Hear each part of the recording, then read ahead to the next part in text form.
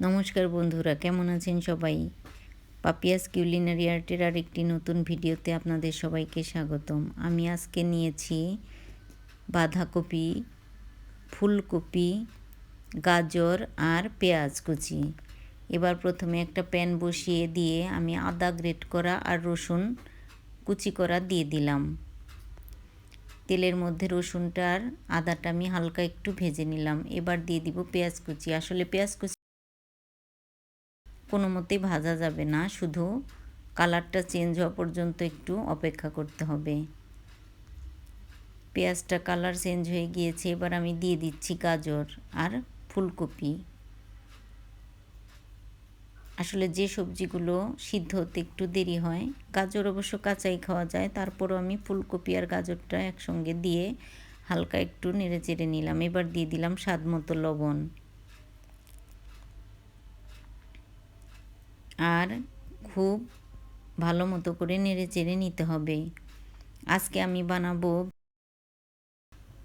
Veg momo, আর এজন্য আমি এই সবজিগুলো নিয়েছি। আমি এখানে 1.5 কাপ বাঁধাকপি নিয়েছি, 1 কাপ গাজর কুচি নিয়েছি, 1/2 কাপ ফুলকপি আর পেঁয়াজ কুচি।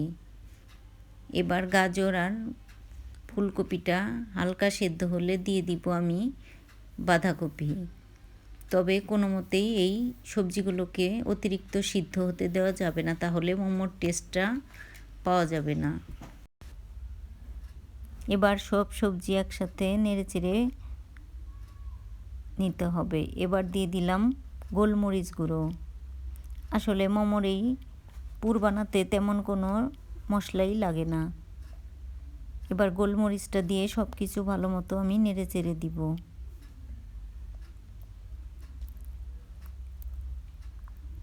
খুবই সহজ সাধারণ এই মোমো বানানো, তবে খেতে ভীষণ ভালো লাগে। এবার আমি সামান্য বিট লবণ দিয়ে দিলাম। আসলে এই বিট লবণটা দিলে খেতে ভালো লাগবে, সবজির টেস্টটা ভালো আসে। সবজিগুলো প্রায় সিদ্ধ হয়ে গেছে, আর এই সবজিগুলো কাঁচাই খাওয়া যায়, এজন্য অতিরিক্ত সিদ্ধ করতে হবে না। এবার খুব সামান্য সয়া সস দিয়ে দিলাম। সয়া সসটা দিয়ে হালকা নেড়ে চেড়ে এরপর আমি চুলাটা বন্ধ করে দিব। খুব সহজেই তৈরি হয়ে গেল মোমো বানানোর জন্য আমাদের পুরটা। এবার মোমোটা বানিয়ে নিব। আর গরম গরম এই মোমো খেতে ভীষণ ভালো লাগে। পুরটা আমার রেডি। এবার পুরটা আস্তে আস্তে ঠান্ডা হতে থাক। এরপর আমি মোমো বানানোর জন্য ময়দাটাকে রেডি করে নিই। আমি এখানে দিয়েছি 250 মিলি জল। জলটা উতলে আসলে একদম ফুটে উঠলে দিয়ে দিচ্ছি 200 গ্রাম ময়দা। ময়দাটা দেওয়ার সাথে সাথে খুব ভালো মতো নেড়ে চেড়ে নিতে হবে।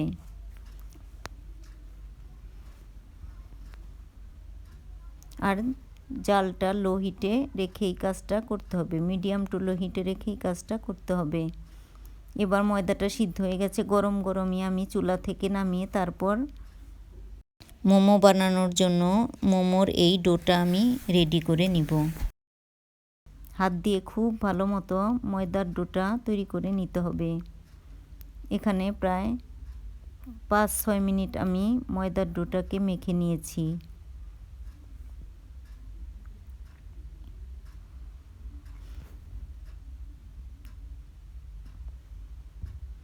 এবার লেচি কেটে মোমোগুলো তৈরি করে নিতে হবে। আমি বড় বড় করেই লেচিগুলো কেটে নেব, আর বড় করেই রুটি বানিয়ে তারপর মোমোর শেপে কেটে নিব।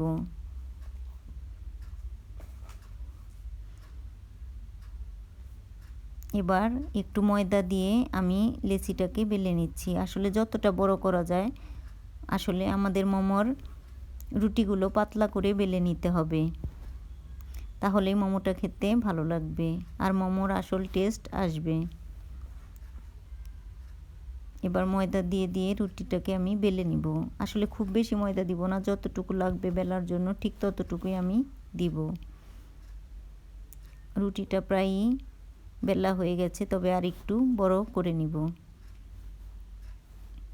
তো বন্ধুরা, আমার আজকের এই ভিডিওটা কেমন লাগলো অবশ্যই জানাবেন। যদি ভালো লাগে তবে আমার ইউটিউব চ্যানেলটি সাবস্ক্রাইব করার অনুরোধ রইল। আর যারা ফেসবুক থেকে দেখছেন তাদেরকে অনুরোধ রইল আমার ফেসবুক পেজটি ফলো করার।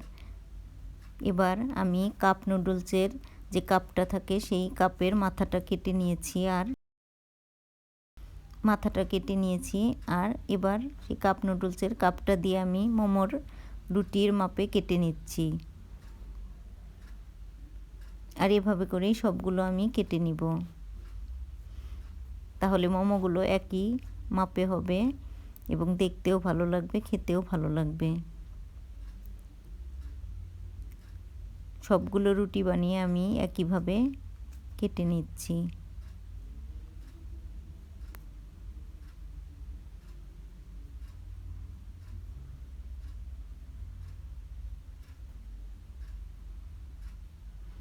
আর এগুলো খুব বেশিক্ষণ এভাবে রাখা যাবে না। রাখার আগে একটি রুটির ওপর আর একটু ময়দা দিয়ে তারপর রাখতে হবে, তা না হলে গায়ে লেগে যেতে পারে।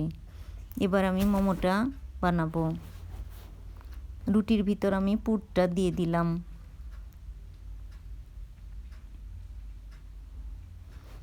আর মোমোর ভাজটা আমি এবার আপনাদেরকে দেখাবো। প্রথমে মাছ বরাবর একটা ভাঁজ দিয়ে নিলাম, 2 মাথা আটকে তারপর শাড়ির মতো কুচি দিয়ে নিতে হবে এক পাশে। খুব সহজ মোমোর এই ভাজটা। প্রথমে আমি মাঝখানে একটু ভেঙে নিয়েছি, এরপর এক পাশে কুচির মতো দিয়ে দিয়েছি, পুরোটা কুচির মতো দিয়ে আরেক পাশ দিয়ে ওই পাশে গিয়ে আটকে দিয়েছি।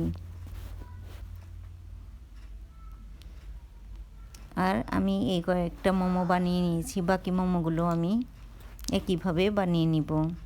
মোমোর শেপ তো অনেকভাবেই দেওয়া যায়, তবে আমার কাছে এই শেপটাই ভালো লাগে, এজন্য আমি এই শেপেই মোমোগুলো বানিয়েছি। আমার মেয়ে মুনসোনা আবার নিজে এই মোমোটা বানিয়েছে।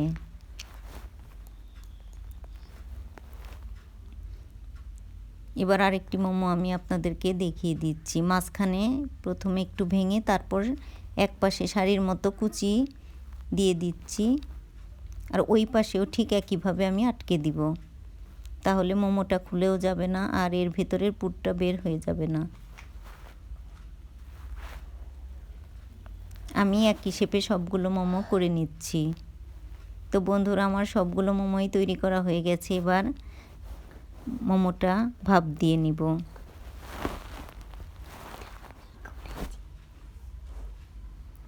আমি আগেই রাইস কুকারটা চুলায় বসিয়ে দিয়েছি আর জলটাও উতল এসে গেছে। এবার রাইস কুকারের উপরে যে ঢাকনাটা থাকে, ছিদ্রযুক্ত ঢাকনা, আমি সেই ঢাকনার উপর তেল লাগিয়ে নিলাম।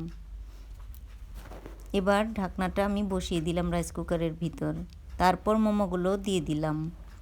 আর এখানে আমি 8 থেকে 10 মিনিট ধরে মোমোটাকে সিদ্ধ করে নিব। 10 মিনিট পর আমি ঢাকনাটা খুলে এবার মোমোগুলো তুলে নিব। তো বন্ধুরা, দেখুন কতটা সুন্দর হয়েছে এই মোমোগুলো।